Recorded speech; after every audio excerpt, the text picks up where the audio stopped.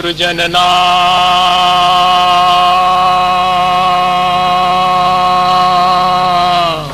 भव बीजाङ्कुरजनना रागाद्याक्षयमुपागतायस्य ब्रह्मा वा विष्णुर्वा हरो जिनो वा नमस्तस्मै। जो विद्यादि सागर सुधी, जो विद्यादि सागर सुधी गुरु हैं हितैषी, शुद्धात्म में निरत नित्य हितोपदेशी। वे पाप ग्रीष्म ऋतु में जल हैं सयाने, पूजून हैं सतत केवल ज्ञान पाने, पूजून हैं सतत केवल ज्ञान पाने। बोलिए भगवान महावीर स्वामी की, आचार्य कुंद कुंद स्वामी की, आचार्य गुरु विद्यासागर मुनि महाराज की।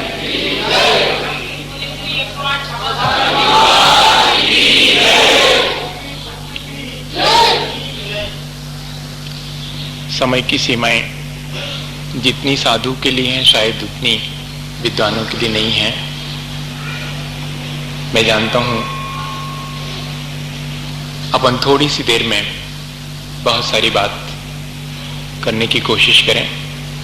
सबसे पहले हम ये समझ लें कि अगर आप ये मान के बैठे हों कि धर्म कोई अलग चीज है और विज्ञान कोई अलग चीज है, तो थोड़ी देर के लिए मेरी मानिएगा, इन दोनों को एक सिक्के के दो पहलू मान के बैठिएगा।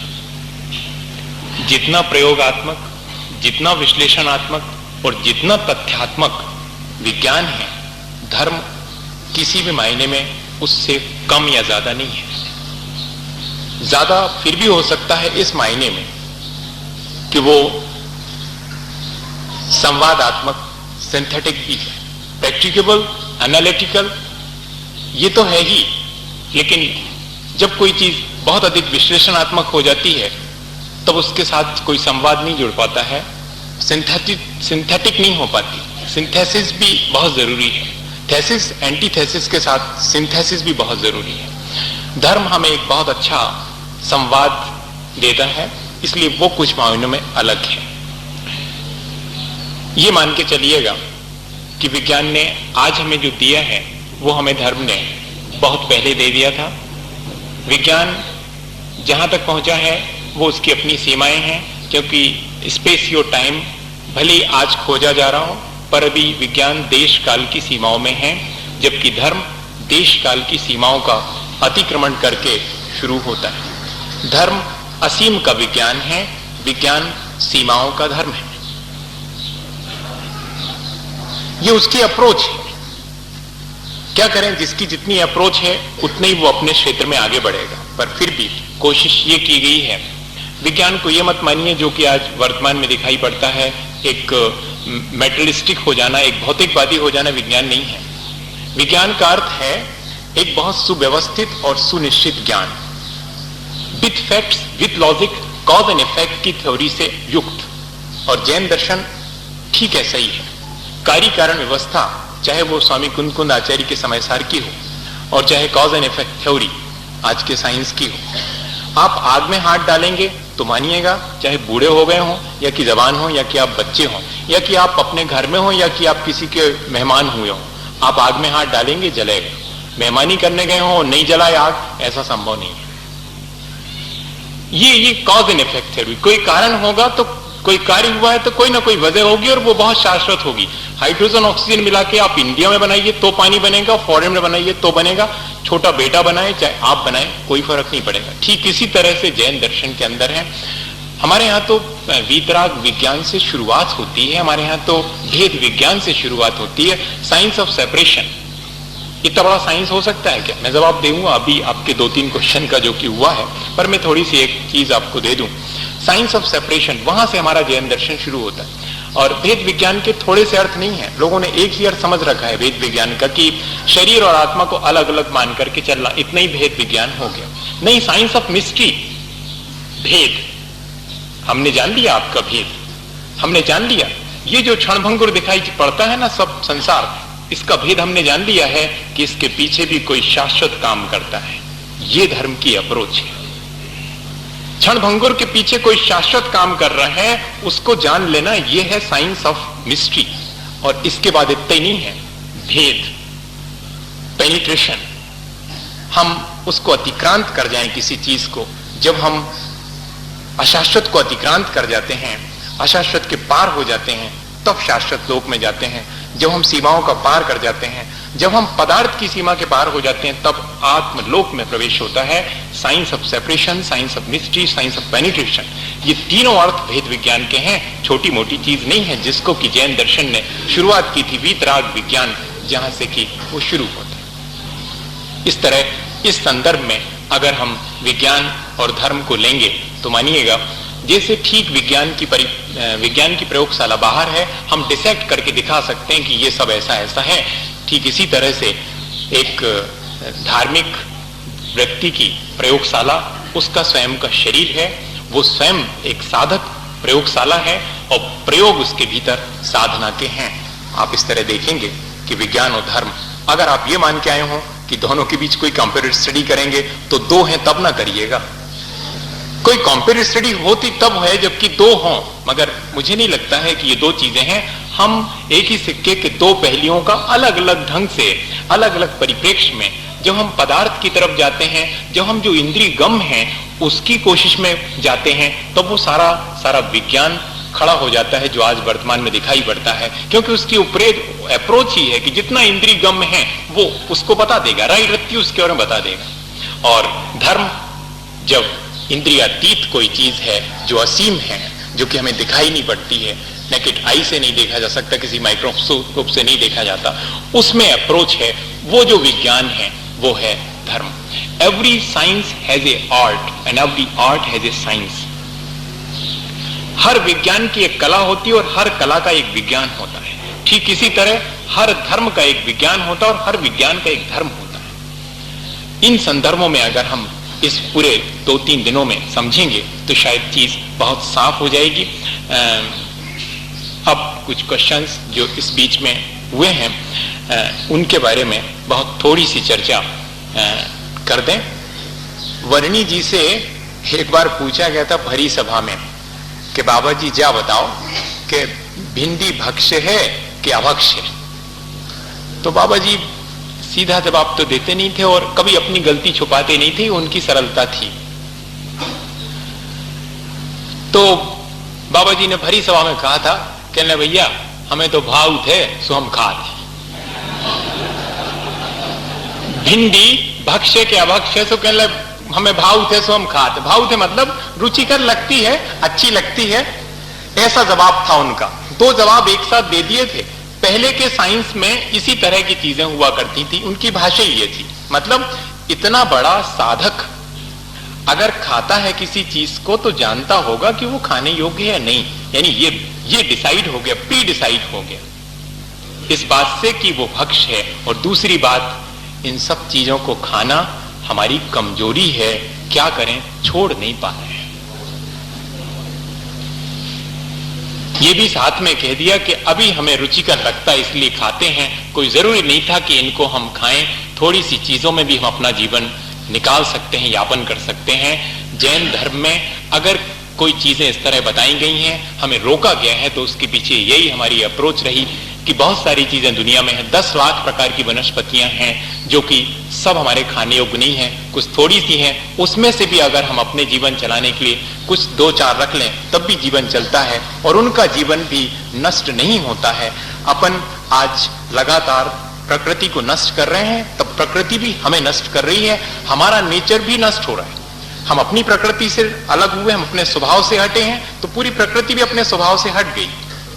तो इसको सेव करने के लिए जरूरी है कि वनस्पतियों के बारे में हम बहुत सजग रहें और सावधान होकर के इनका उपयोग करें।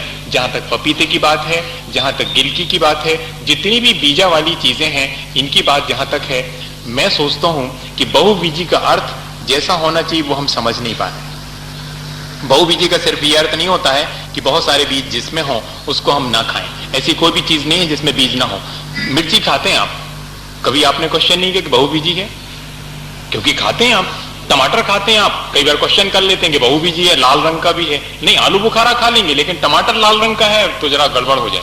आलू बुखारा खा लेंगे। यानी मन पसंद, हम कुल मिला के ये है कि हमारे पास कोई साइंस नहीं है, हमें जो चीज अच्छी लगती है वो हम खा लेते हैं और उसके बारे में हमारे पास तर्क भी नहीं होता। पर ये मानिएगा कि बहुबीजी का सिर्फ इतना सा अर्थ नहीं है जिसमें कि बीज और बाकी वेस्ट तो बहुत ज्यादा हो लेकिन खाने योग्य पदार्थ बहुत कम हो, उसको मानिएगा बहुबीजी मेरे हिसाब से। और तब हम देखेंगे कि सीताफल खाने का बहुत शौक होता है, पर खाने से पहले सीताफल तौल लीजिएगा और खाने के बाद जितना वेस्ट बचे बीजा और छिलका वो तौल लीजिएगा, मालूम पड़ जाएगा कितना भीतर गया और आपने एक पूरा नष्ट कर दिया। तब आपको लगेगा कि हाँ, हमने कुछ जैन धर्म में जो लिखा है उसको समझा है ठीक ढंग से। फिर अपन और चर्चा करेंगे पपीते वगैरह के बारे में। इनको एकदम अभक्ष नहीं कहा जा सकता है, ये विचारनी जरूरी है कि ये अभक्ष हैं या नहीं है। जहां तक वनस्पति में मेल फीमेल की बात है तो ये बहुत बड़ी बात नहीं है मेल फीमेल की। हमारे आचार्यों ने स्पॉन्टेनियस जनरेशन, सम्मूढ़न जीव की उत्पत्ति मानी हुई है। ये सब सम्मूढ़न है, एक इंद्री से लेकर के 4 इंद्री तक सम्मूढ़न है। वक्ताओं ने ये कहा है कि मेल और फीमेल दोनों होते हैं। मानिएगा सम्मूढ़न जीव कभी भी मेल फीमेल जैसी कंडीशन में नहीं रहता, वो तो सिर्फ नपुंसक ही होता है, न्यूट्रल होता। और न्यूट्रल का अर्थ क्या होता? अगर थोड़ा सा गौर से देखेंगे, मेल मतलब जिसको कि फीमेल के प्रति अट्रैक्शन हो, फीमेल मतलब जिसको कि मेल के प्रति अट्रैक्शन हो, और न्यूट्रल जिसको कि मेल फीमेल दोनों के प्रति अट्रैक्शन, जिसमें दोनों चीजें हों। आज मैं वनस्पति विज्ञानियों से पूछूंगा कि उनके वनस्पति में मैक्सिमम ऐसा होगा जिसके अंदर मेल और फीमेल दोनों हैं। वो मेल और फीमेल आप मानिएगा, लेकिन जहां मेल और फीमेल दोनों चीजें हैं वहां वो न्यूट्रल है, ये मान के चलिएगा। जो भी उत्पत्ति होती है वो सब सम्मूढ़न होती है। इसके पीछे का साइंस हम पकड़ नहीं पाते हैं। जैन धर्म की आंख बहुत बड़ी है, हमारी आंख से अभी पूरा नहीं दिख पा रहा है, ये मान के चलिएगा। और स्पॉन्टेनियस जनरेशन तो ऐसी है कि जिसमें कहीं कोई कपलिंग की जरूरत नहीं होती, जिसको साइंस में पार्थेनोजेनेसिस बोलते हैं कि विदाउट कपलिंग, विरगस जो कन्या है उसके द्वारा भी पुत्र की उत्पत्ति हो जाए, वो क्या स्थिति होती होगी? जिसमें कपलिंग, विदाउट कपलिंग होती, वो पार्थेनोजेनेसिस कहलाती है। ऐसी उत्पत्ति विज्ञान में बहुत स्वीकृत है, उसी को हमारे जैन दर्शन में सम्मूढ़न जीव माना है। जहां तक दही की बात है, दही खाने योग्य है। इस पर थोड़ा सा डिस्कशन कह के और वक्ता रह गए हैं, वैसे उनके जिम्मे पूरा दही के बारे में राई रत्ती बताने का था, पर फिर भी शॉर्ट टाइम था। मैं थोड़ी सी बात कहूं कि फर्मेंटेशन, ईटेबल फर्मेंटेशन और नॉन ईटेबल फर्मेंटेशन, 2 तरह का फर्मेंटेशन होता है। खाने योग्य फर्मेंटेशन होता है, वो लैक्टोबैसिलस फर्मेंटेशन होता है, जैसा उन्होंने बताया। लैक्टिक एसिड बन जाता है, पायरुवेट एसिड कन्वर्ट होकर के जब लैक्टोबैसिलाई, स्ट्रेप्टोकोकाई वगैरह उसके साथ माइक्रोब्स रिएक्ट करते हैं, तब वो कैशीन, उसकी जो प्रोटीन है वो प्रेसिपिरेट हो जाती, थक्का बन जाती, वही कहलाता है दही। ये fermentation is nothing but a chemical process proceed by the microbes. सीधी प्रक्रिया है फर्मेंटेशन, बहुत बड़ी प्रक्रिया नहीं है। एक 10वीं का छात्र भी ऐसे आकर के कहने लगता है, अरे आप दही के बारे में कहते हैं, दही खाने योग्य क्या? दही में तो फर्मेंटेशन होता है। जैसे फर्मेंटेशन ना हुआ कोई बहुत बड़ा जीवों का खजाना हो गया, ऐसा हो गया। नहीं, फर्मेंटेशन, अरे आप फलका बनाते हैं, फलका नई वाली बहू आती है और वो फलका बनाती तो फूलता नहीं है, तो सासू कान पकड़ लेती कि तूने बनाना नहीं सीखा। क्यों? आधे घंटे रख, ढक करके, आटे को उसन करके रख दे आधे घंटे, रवा फूल जाएगा। रवा बाबा नहीं फूलता, वो फर्मेंटेशन होता उसमें। वो रवा फूलना तो ठीक है, वो फर्मेंट हो गया। वो फर्मेंट होने के बाद एक ऑप्टिमम टेम्परेचर होता है, उस ऑप्टिमम टेम्परेचर पर सैलिनिटी मिलती है, नमक मिलाकर के हमने रख दिया है, वो फर्मेंट होती कोई भी चीज। माइक्रोब्स कंटामिनेट करके उसको फर्मेंट करते हैं, ऐसा फर्मेंटेशन तो हम हमेशा यूज करते हैं। ये बात जुदी है कि फर्मेंटेशन के बाद जब प्यूरिफिकेशन होना शुरू हो जाता, जब वो चीज सड़ना शुरू हो जाती, उसके पहले पहले हम उसको अपने खाने पीने में लेकर के फिर खत्म कर देते हैं। और दही से दही जमाने की प्रक्रिया ठीक नहीं है, क्योंकि दही में 3 तरह के बैक्टीरिया होते हैं, जिसमें कि एक बेबी बैक्टीरिया होते हैं, फिर वो यंग हो जाते हैं, फिर वो ओल्ड होते हैं। ओल्ड बैक्टीरिया मरने से पहले अपने शीट्स छोड़ करके जाता है और अल्कोहल बनाना शुरू कर देता है। अल्कोहलिक फर्मेंटेशन जो होता है, जो लैक्टोबैसिलस फर्मेंटेशन है, वो उन्हें बताना चाहिए था। उन्होंने बाद में मैं चाहूंगा कि वो बताएं इसको डिटेल में, क्योंकि ये सारी चीजें बहुत आवश्यक हैं। इनके बारे में एक वैज्ञानिक ही बताए। मैं साधु हूं और साधु क्या बता सकता है, साधु तो सिर्फ अपना अध्यात्म बता सकता है। लेकिन जानिएगा कि आत्मा को अपने बहुत निकट से जानने के विज्ञान का नाम अध्यात्म है, तो इस बाह्य जगत को बहुत निकट से जानने का नाम आज का आधुनिक विज्ञान है। इस बाह्य जगत को हम जितना राई रत्ती जान लेंगे, उस हेय पदार्थ को भी जानना जितना आवश्यक है, जितना कि उपादेय को जानना आवश्यक है। बिन जानन ते दोष गुणन को कैसे तजिए गहिए, ये अध्यात्म है। क्या ग्रहण करने योग्य है? इदम कर्तव्यम इदम न कर्तव्यम, ये करने योग्य है, ये करने योग्य नहीं है। ये जैन दर्शन यहां से शुरू होता है और हम इसी की प्रक्रिया में, और मैं इसलिए इस चीज को अच्छा मान रहा हूं। और सबसे पहले तो जिन लोगों ने ऑर्गेनाइज किया है और जिन लोगों ने ये मेहनत की है, उनको ये सब बताने से पहले, और जब कोई चीज अच्छी लगती है तो मैं अच्छी कहने से चूकता नहीं हूं, बुरी लगती तो बुरी कह देता हूं। अच्छी लग रही, बस इतना जरूर कहूंगा। जिन लोगों ने भी ये सब किया है उनके लिए इतना कहूंगा कि मुझे बहुत अच्छा लग रहा है। क्यों अच्छा लग रहा है? मुझे गौरव है इस बात का कि हमारे जैन धर्म में बहुत सारी चीजें विज्ञान सम्मत हैं। आप भी गौरवान्वित हों, और अगर हम अपने धर्म पर गौरवान्वित होते हैं तो मानिए हमारा सम्यक दर्शन दृढ़ होता है। नहीं हो तो होने की गुंजाइश होती है, और हो गया हो तो बहुत मजबूत हो जाता है। ये सम्यक दर्शन की भूमिका है। इसको ऐसे ही मत उड़ा दीजिएगा कि दो चार बातें लोगों ने कही थी और कहाँ की साइंस की बातें। ये नहीं, ये पूरा जैन साइंस जो है, अकेला जैन नहीं, एक व्यापक रूप से मैंने तो जैन लगा दिया है। वो सब जो इंद्रिय और मन को जीतने वाले हैं वो सब जैन हैं। कोई ऐसा नहीं हमारे यहाँ पर कि ये वैष्णव जन तो तेने कहिए जे पीर पराई जाने रे। क्या कहा है? वैष्णव जन तो तेने कहिए जे पीर पराई। जहां दूसरे की पीर हम अपनी मान करके चलते हैं, तभी तो हम इतना डेवलप करते हैं साइंस को कि कहां हम सावधानी रखें, किन किन चीजों के बिना भी हमारा जीवन चल सकता है, किसको हम सेव करें, कौन हमारे द्वारा सेफ हो सकता है। ये सारी चीजें यहाँ समझने की हैं। कल्प वृक्ष की बात भी बीच में आई थी, कल्प वृक्ष के बाद में भी बात करनी है। और सांस से भी हमारे द्वारा जीवन नष्ट होता है। इसीलिए तो कोई साधक धीरे धीरे साधना की ऊंचाइयां छूते छूते और सारी चीजों को छोड़कर उस हिंसा से बचते बचते और एक स्थिति में पहुंचता है कि बातचीत भी बंद कर देता है, और सांस भी प्राणायाम के द्वारा इतनी साध लेता है कि कम से कम सांसों में, क्योंकि जीव राशि अनंत अनंत भरी हुई है, जिसको माइक्रोब्स कहते हैं, जिसको कि हम आज आपके बैक्टीरिया और वायरस कहते हैं, वो सब निगोदिया जीव ही हैं, यूनिसेल्युलर होते हैं, एक इंद्रिय जीव हैं, एक कोशिका वाले ये सब चीज हैं, स्थावर ही हैं, ये मान के चलिए। तो सांस से भी हमारे जीवन नष्ट होता है।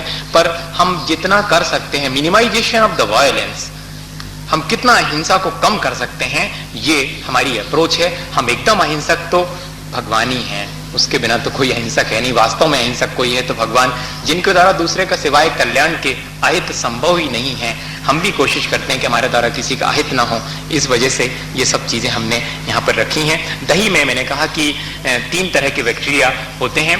बेबी बैक्टीरिया जब वो होते हैं तो वो प्रोसेस को शुरू करते हैं। यंग बैक्टीरिया एसिड बनाना शुरू कर देते हैं, और ओल्ड बैक्टीरिया अल्कोहल बनाना शुरू करते हैं। तो जब तक हम ओल्ड बैक्टीरिया नहीं बनते हैं तब तक दही को यूज कर लेते हैं, और अगर हम दही से दही जमाते हैं तो उसमें ओल्ड बैक्टीरिया ऑलरेडी रहेंगे। इसलिए दही से दही जमाने की प्रक्रिया हमारे यहाँ नहीं है। हमारे यहाँ सिक्के से, या कि चांदी का सिक्का हो, या कि स्टोन, या कि वो बोलते हैं संगमरमर का पत्थर हो, या कि नारियल के ऊपर का छिलका, या कि ज्यादा हो आपको पौष्टिक दही बनाना है तो आप बादाम के ऊपर का छिलका ले लीजिए, या पूरी बादाम ले लीजिएगा। लेकिन ये चारों चीजें, ये हो गया संयंत्र इसको बनाने का। इनको पहले दही में डालना पड़ेगा, और दही में डाल करके इसको बाहर निकाल लीजिए और उसको वॉश आउट कर लीजिए। Bacteria can not be kill after the grilling, boiling, crushing. Bacteria मरता नहीं है, वो उसका शीट बना लेता है और अपने भीतर बंद रह जाता है। जब उसको न्यूट्रिशन मिलता है तोड़ देता है, और बाइनरी फिशन के द्वारा वो मल्टीपल करके और आगे बढ़ जाता है। सीधी सी प्रक्रिया। तो इतना हो जाने के बाद हम उसको वॉश आउट भी कर लें, साफ कर लें, धो पोंछ करके रख लें, वो एपरेटस हो गया दही जमाने का। अब आप उसको दूध में डाल दें और फर्मेंटेशन होना शुरू हो जाएगा। एक निश्चित तापमान पर ही होता है, ये जमाने वाले लोग जानते हैं। जमाने वाले लोग कह रहा हूं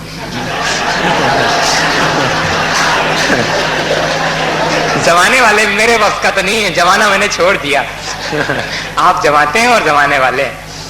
कि किस तरह से माँ लोग जानती हैं कि भैया गर्मी बहुत पड़ रही है, थोड़ा सा पानी में रख दो। वो जानती है कि ऑप्टिमम टेम्परेचर क्या होना चाहिए फर्मेंटेशन का। भले वो भाषा नहीं जानती हैं, लेकिन उन्हें मालूम है कि किस टेम्परेचर पर फर्मेंटेशन शुरू होता है, वो कौन सा टेम्परेचर है। ज्यादा ठंड हो जाती है, जरा चूल्हे के पीछे रखो, दही जमाने हो तो चूल्हे के पीछे रख दो, वहां उसकी आग। अब तो चूल्हा खत्म हो गया है, अब तो गैस है। खैर वो बात करूंगा तो फिर 10:30 बज जाएंगे और आपको ज्यादा भूख लगाएगी मेरे से भी। पर बहुत बढ़िया सी चीजें हैं कि हमने कितना साइंस अपना समृद्ध कर रखा था और हम उन सब चीजों को आज राई रत्ती जान रहे हैं, तो हमें गौरव भी होना चाहिए। हम दही की उस प्रक्रिया को जमाएं, 24 घंटे में उसको समाप्त कर लें। आयुर्वेद के हिसाब से तो 6 घंटे में दही को समाप्त कर देना चाहिए जमने के बाद, इससे ज्यादा हमें आवश्यक नहीं है। वो मक्खन की मर्यादा भी थोड़ी सी किसी ने टच करी थी, जो दही से मक्खन निकाला जाता है मुश्किल से 48 मिनट वो चल पाता है। नवनीत हमारे यहाँ 48 मिनट के बाद खाने योग्य नहीं है। नवनीत के साथ में अगर आपने शर्करा मिला दी है तो उसी क्षण अभक्ष हो जाता है। क्यों हो जाता है? दही के साथ आपने शर्करा मिला दी, फिर भी 48 मिनट चल जाएगी, लेकिन मक्खन के साथ अगर आपने शर्करा मिला दी है, जाइमेज होते हैं आपके लैक्टोज और फ्रक्टोज में कन्वर्ट करके और एल्कोहलिक फर्मेंटेशन शुरू हो जाता है। इसमें क्या होता है शराब वगैरह बनाने में? एल्कोहलिक फर्मेंटेशन, जितना भी अंगूर है इसमें कार्बोहाइड्रेट्स होते हैं और ये सब कन्वर्ट करते हैं सुक्रोज फ्रक्टोज में। आप सीधा सीधा कार्बोहाइड्रेट मिला रहे हैं, शक्कर मिला रहे हैं, तो फर्मेंटेशन तो एकदम हैवी शुरू हो जाएगा, अल्कोहल बनना पहले नंबर शुरू हो जाएगा। तो ये अभक्ष हो गया। दही में आपने मिलाया तो अल्कोहल बनेगा, और अगर आपने मक्खन मिलाया तो अल्कोहल बनेगा। उनकी एक लिमिट रखी गई कि कब तक उनमें बनता नहीं है। दही के साथ तो 48 मिनट के बाद बनेगा, लेकिन मक्खन के साथ मिलाते ही शुरू हो जाएगा, इसलिए मक्खन हमारे यहाँ वर्ज है। और दही भी जो है शक्कर के साथ, जो लोग लस्सी पीने के शौकीन हैं वो जरा सा सावधान रहे गर्मियों में, क्योंकि जरूरी है उनके लिए सावधान होना। ये सारी चीजें बैक्टीरिया को तो नष्ट करती हैं, हमारे जीवन को भी नष्ट करने वाली चीजें हैं। और भी क्वेश्चन आए हैं, जामन क्या मर्यादित होना चाहिए? जामन मर्यादित करने की प्रक्रिया भी है। जामन को निकाल लीजिएगा, उसको गर्म पानी में वॉश कर लीजिए, धो लीजिएगा उस जामन को। जामन अगर ऐसा आपके पास है उसको धो लीजिए, सुखा लीजिएगा, ड्राई कर लीजिए, एकदम पाउडर फॉर्म में आ जाए, तब उसको आप उससे भी दही जमाना चाहें तो जमा सकते हैं। लेकिन आप गीली अवस्था में जामन से जामन डालेंगे तो वो उसमें फर्मेंटेशन जो होगा, हाँ, ग्रोथ बहुत तेजी से होगा, और वो हमारे यहाँ खाने योग्य नहीं बताया गया है। कृपया स्पष्ट करें बहुवी जी, मैंने बता दिया पपीता खाने योग्य है, भक्ष्य भक्ष्य कि नहीं, इनके बारे में भी और डिटेल में चर्चा करेंगे। और कोई बात या कि आपने फरमाया कि जब रोटी नहीं बनती तो सास बहू का कान पकड़ लेती है। मैं समझता हूँ कि सास बहू की चोटी पकड़ती है। आपने शायद निकट से देखा नहीं होगा, तो आप उसको देख कृपा करके। और अब मेरी प्रार्थना यह है कि आप नमोकार प्रदान, जैसे वही गृहस्थ और बाकी सबको साधु। ये संगोष्ठी है और इसमें क्वेश्चंस और इसी तरह की चीज, अपन इसको बहुत सीरियस नहीं बनाएंगे और इस तरह करेंगे कि सबके समझ में आए। आपको जो चीज नहीं समझ में आए पूछ लें। और विज्ञान के बारे में जरा भी हमें गलतफहमियां नहीं होनी चाहिए, और धर्म के बारे में भी नहीं। धर्म, दर्शन और विज्ञान, ये तीनों चीजें, और आध्यात्म, ये चारों चीजें मानिएगा अलग नहीं है। अपने, फिर से रिपीट करूं, अपने को बहुत निकट से जानने की प्रक्रिया अध्यात्म है, उसी का नाम धर्म है। और जब कोई अपने को बहुत निकट से जान लेता है, वर्णी जी की भाषा में फिर से एक छोटी सी चीज कहूं कि भैया जब भी कोई पूछता था उनसे ज्ञान की बात, तो वो कहते थे भैया जान देखो तो 3 लोग डरो है, तो जब चाहे जब जानत रहियो, मनो अबे कर देखो 3 ही बातें हैं, राग द्वेष मोह छोड़ सको तो छोड़ दो। राग द्वेष मोह जिसने छोड़ दिया, अपने को जानना शुरू कर दिया, वो सबको जान लेगा। अगर अध्यात्म यहां से शुरू होता है कि अपने को निकट से जानिएगा, तो वो हमें सबको जानने के लिए ले जाएगा। और अगर विज्ञान सब चीजों को राई रत्ती जानने से शुरुआत करता है, तो एक दिन विज्ञान को अपने को जानने के लिए मजबूर होना पड़ेगा। उसी दिन विज्ञान धर्म हो जाएगा, और धर्म तो विज्ञान है ही वास्तव में। अब अपन जैसा कि, क्योंकि अब संचालक का आदेश भी मानना पड़ेगा, प्रार्थना नमोकार मंत्र का उच्चारण करके आज अपन करें। थोड़ा सा अपन ने समय का अतिक्रमण किया है, लेकिन अगले सत्र में ठीक 2 यानी 5 मिनट 2 पर हम यहाँ उपस्थित होंगे और पूरा समय से खत्म करेंगे। शाम को भी इसी तरह 6 बजे बैठेंगे, और कल भी पूरा सुबह से, क्योंकि जो विद्वान आए हैं उनको ज्यादा सुनना है हमें, और ज्यादा सुनना है तो हमें ठीक समय पर आकर के उन्हें इस बात के लिए मजबूर कर देना पड़ेगा कि वे सुनाएं। वे इस बात के लिए मजबूर नहीं है कि अब वो बैठे हैं और आप कब आएंगे, इसके लिए मजबूर ना करिएगा। आपने उन्हें बुलाया है तो आप उन्हें मजबूर करिएगा कि आप सुना के ही जाएंगे और हम आपको सुन के ही वापस जाएंगे। है।